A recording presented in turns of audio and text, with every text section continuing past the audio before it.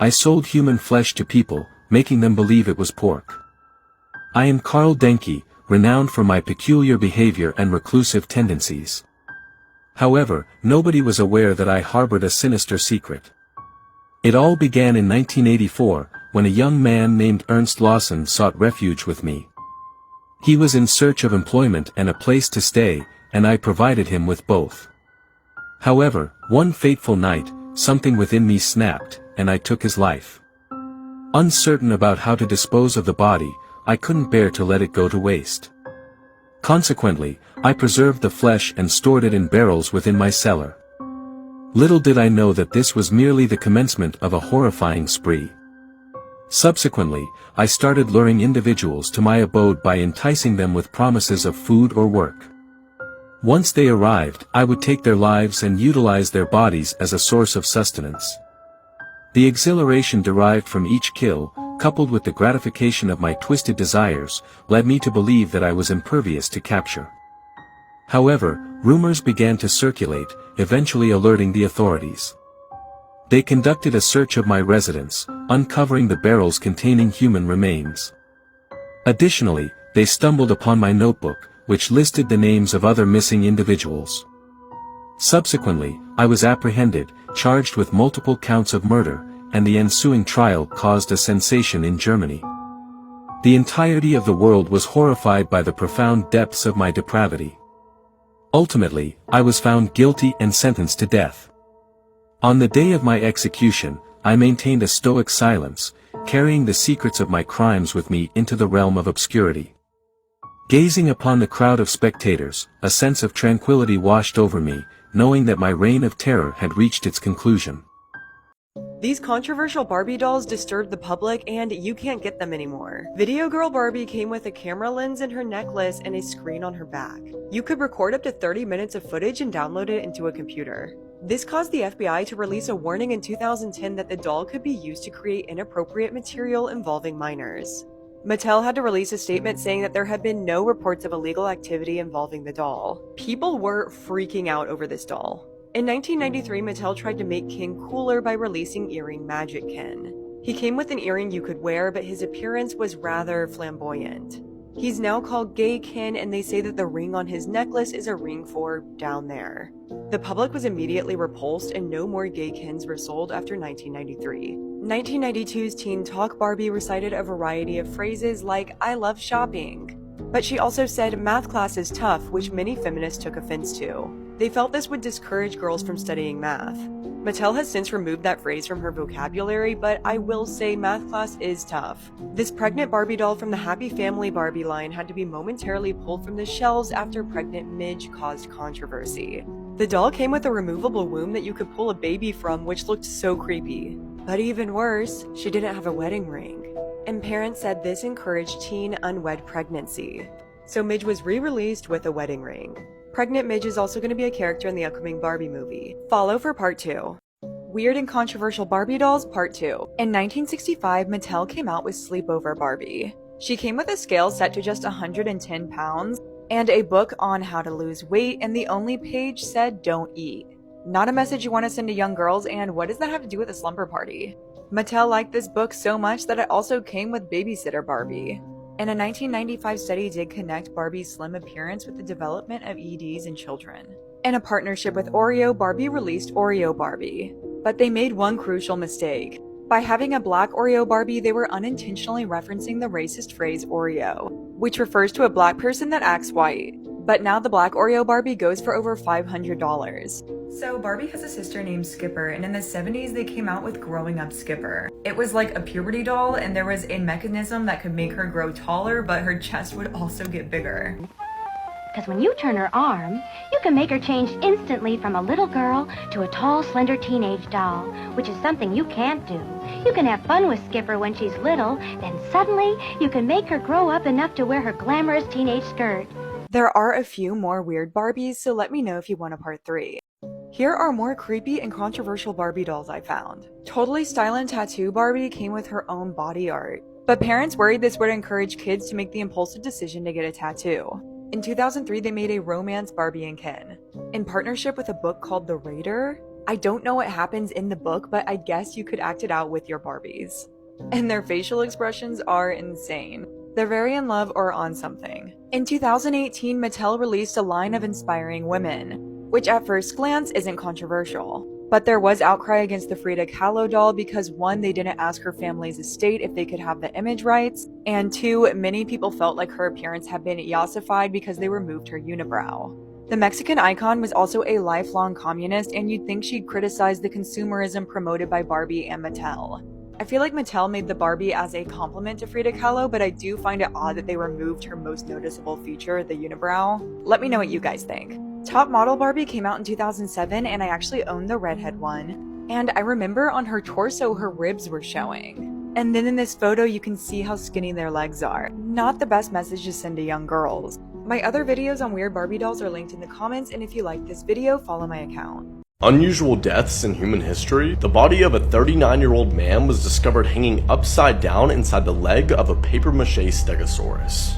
He crawled inside head first, trying to retrieve his phone, but got trapped, causing him to experience a slow, painful death. In 2019, a Sri Lankan man was trampled to death by a wild elephant after jumping out of his car and attempting to hypnotize it. In 2016, a 10-year-old boy named Caleb Schwab was decapitated when he was ejected from his ride on the Rucht, a 168-foot-tall water slide at Schlitterbahn Water Park. In late 2019, a family in Iowa was trying to make a viral gender reveal to announce the sex of their baby. The family proceeded to fill a steel umbrella stand with gunpowder, inadvertently making a pipe bomb, causing 56-year-old Pamela Kreimeier to be hit in the head with shrapnel, killing her instantly. In 2014, a 23-year-old Indian soccer player named Peter Biak Singh Zula scored a goal and did a somersault to celebrate. However, he landed awkwardly on his neck and died due to spinal cord injuries. This is crazy. Carly Russell, the 25-year-old who went missing after reporting a 911 call of a toddler walking on the interstate, her boyfriend posted on Insta, and this is what it says. I'm just going to skim through it some. All I ask from everyone right now is to be respectful of Carly's situation. She was literally fighting for her life for 48 hours, so until she's physically and mentally stable again, she is not able to give any updates or whereabouts on her kidnapper at this very moment. So that is very sad and crazy, but we're still waiting to hear from police.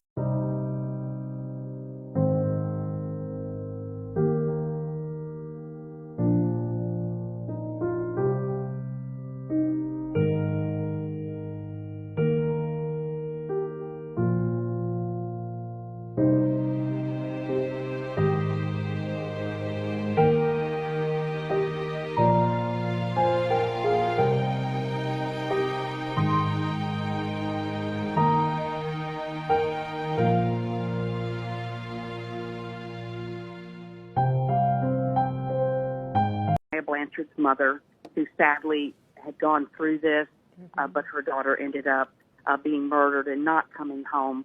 But she had been helping this family through their concern of trying to find their daughter over the past couple of days. And she's the one who told us about it tonight, that she indeed is alive, but in shock, as she described it. Absolutely. Janice, you said that she was dropped off at her house. Do you know more about that? I don't at this point, and Angela did not either. But the fact that she was dropped off at her house, that was pretty surprising, and you can only imagine the relief among her family, the neighbors who had held that vigil to bring her back. So, you'd been talking about it, a lot of prayers. People really were engaged in this story, and regardless, it doesn't matter what happened. We'll learn the details later of why she disappeared, what happened to her. But right now, the relief is that she's alive and she's back with her family. Analyzing data from Carly's cell phone that was left behind at the scene. We enlisted the help of the United States Secret Service in conducting this analysis. Part of what data includes several internet searches in the days leading up to her disappearance that I think are very relevant to this case. On July 11th at 7:30 a.m., the term "you have to pay for an Amber Alert" was searched.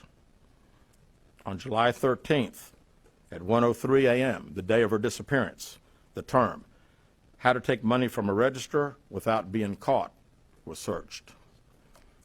On July 13th at 2:13 a.m., the day of her disappearance, the term "Birmingham Bus Station" was searched. On July 13th, 2:35 a.m., a search for a one-way bus ticket from Birmingham to Nashville was conducted with a departure date of July 13th. On July 13th at 12:10 p.m., a search for the movie Taken, a film about abduction, was conducted.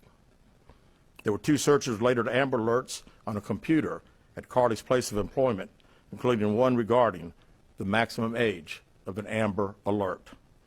There were other searches on Carly's phone that appeared to shed some light on her mindset, but out of respect for her privacy, we will not be releasing the content of those searches at this time. We've asked to interview Carly a second time, but have not been granted that request. As you can see, there are many questions left to be answered, but only Carly can provide those answers. What we can say is that we've been unable to verify most of Carly's initial statement made to investigators, and we have no reason to believe that there is a threat to the public safety related to this particular case.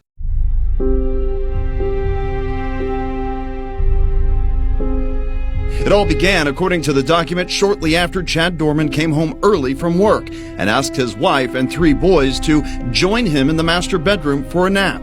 The document says Dorman grabbed a Marlin Model HC-22 caliber rifle from next to the bed in a gun safe and shot one son twice. Investigators say Dorman's wife immediately began to render aid to her son and yelled for her other children to run. The document says Dorman's stepdaughter walked into the room and witnessed the shooting and ran out of the back of the home, chasing after her brother, who was already running toward a field. Dorman, according to the document, gave chase and began shooting, hitting his son, knocking him to the ground.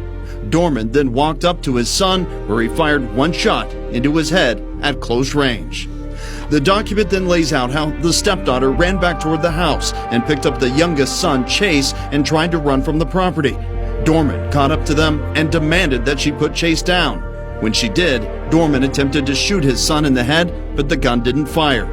At that point, Chase ran to his mother on the side of the house where she was rendering aid to her other son. Dorman would eventually shoot Chase at close range, killing him. A roach died in a stairwell at work. My co-workers started a crime scene. This how it was at end of day Friday.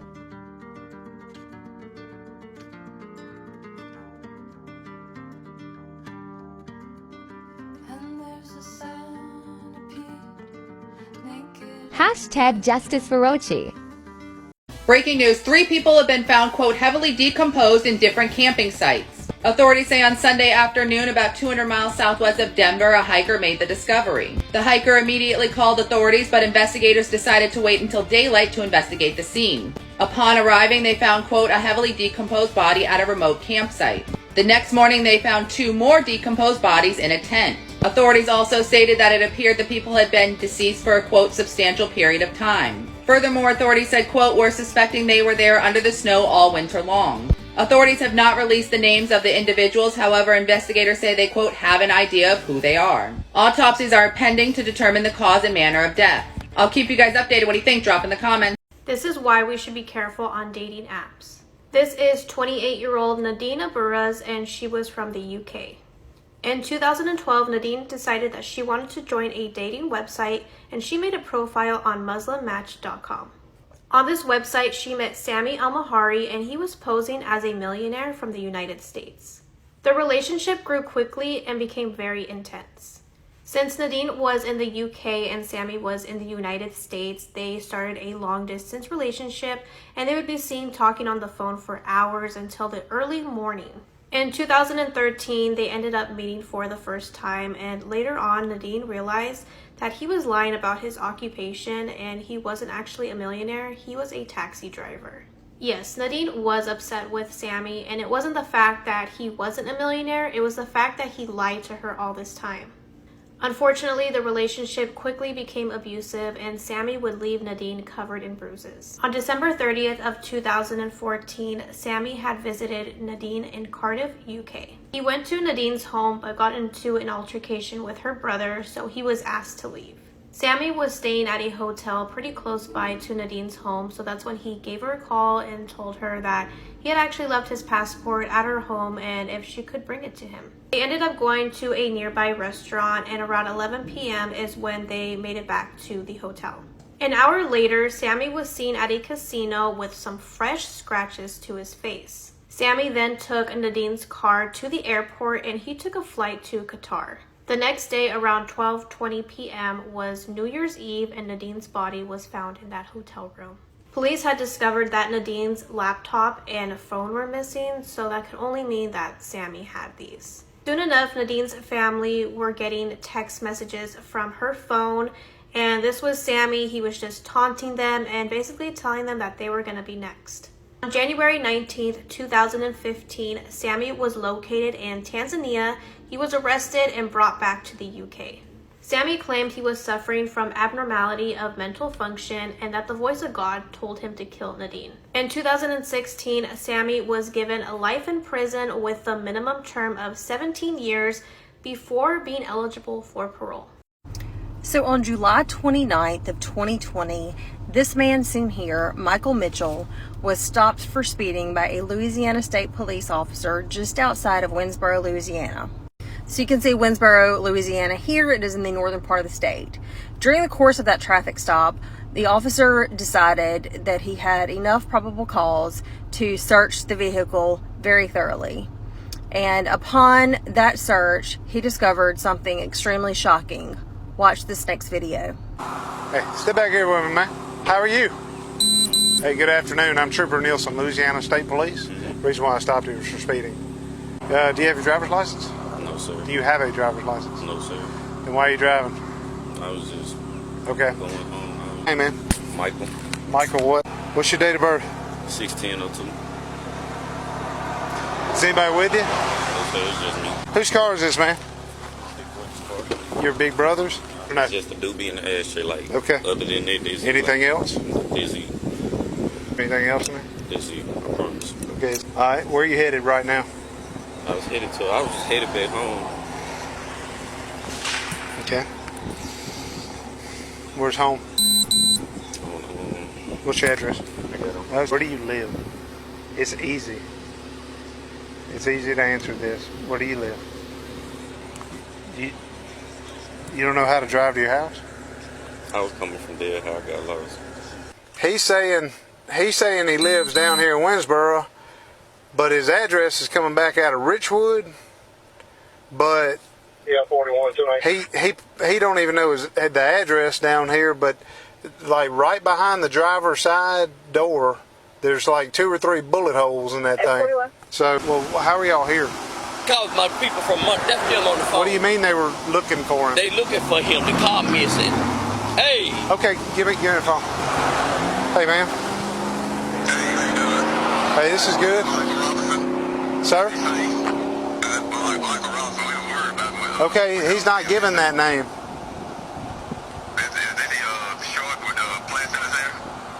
Yeah. Okay. Okay. His family in Monroe is looking for him. They sent me out here to okay. All right. Well, I got somebody pulling up behind my scooter. No.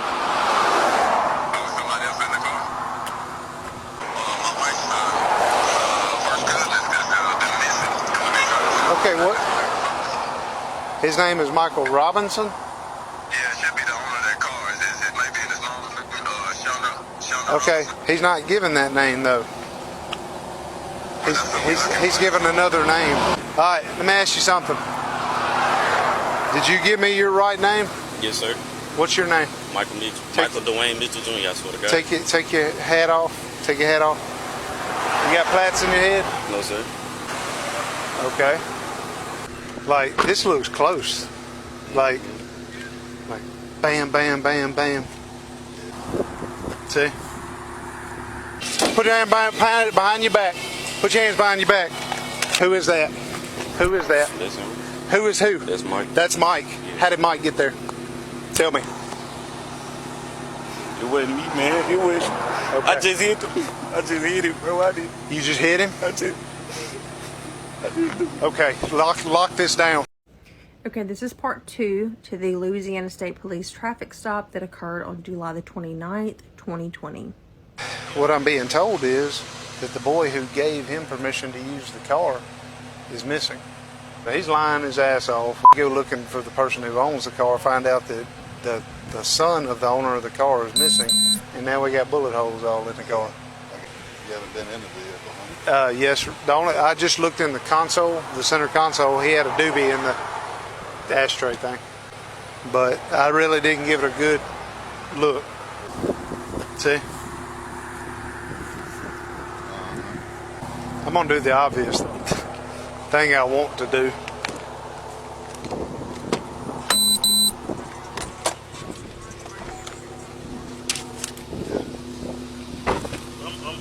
Hey. Yep. Put your hands up. Put your hands up. Put your hands up. Put your hand behind your back. Put your hands behind your back. Who is that? Who is that? That's him. Who is who? That's Mike. That's Mike. How did Mike get there? Tell me. It wasn't me, man. It was. Okay. I just hit him, bro. I did. You just hit him? I did. Need a supervisor out here. And I've got my sergeant coming. We're sitting here asking about it, about the guy that gave him permission to use the car. His mama reported him missing, Michael Robinson. This car has 3 bullet holes in it on the driver's side. I popped the trunk. Sarge, there's a dead body in the trunk. Okay, so this is part 3 of the Michael Mitchell Jr. Traffic stop / arrest out of Winsboro, Louisiana. Now, as I said in my first video, this traffic stop occurred in July of 2020. This is not a new case. This is not a new traffic stop. I'm just simply sharing. I can't share the entire video from the traffic stop because it is 34 minutes long. If you want to see the entire video, you can do so on YouTube. Okay, in the next clip I'm going to play, you can hear Mitchell saying that he just hid him. Now the captions say hit, but Mitchell is saying hid. So he is claiming that all he did was hide the body of Michael Robinson. Who is that? Who is that? That's him. Who is who? That's Mike. That's Mike. How did Mike get there? Tell me. It wasn't me, man. It was.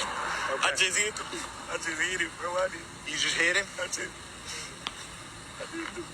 Okay, you can see here that Mitchell confessed to his role in an armed robbery that resulted in Robinson's death. But then he claimed that another male named Cameron Poe was the one that actually planned and committed the robbery. So Mitchell and Poe were both charged in this case initially. However, there was then a document file that raised doubts on the accuracy and the motivations behind Mitchell's claim that Poe was involved. Apparently, there had been an argument at some point between Mitchell and Poe, and so Mitchell decided that he was going to try to stick this whole murder on Poe, but it didn't work. Now, the body cam footage was just released, that's why I'm just now sharing it. However, back in March of this year, Michael Mitchell was sentenced to 25 years hard labor for the manslaughter of Michael Robinson. I need somebody who can show me love. You know somebody who can show me love. Hey, please don't let me down, this girl. I need somebody who can show me love.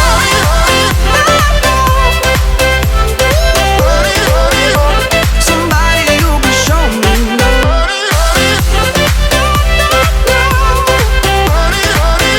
Somebody who can show me love.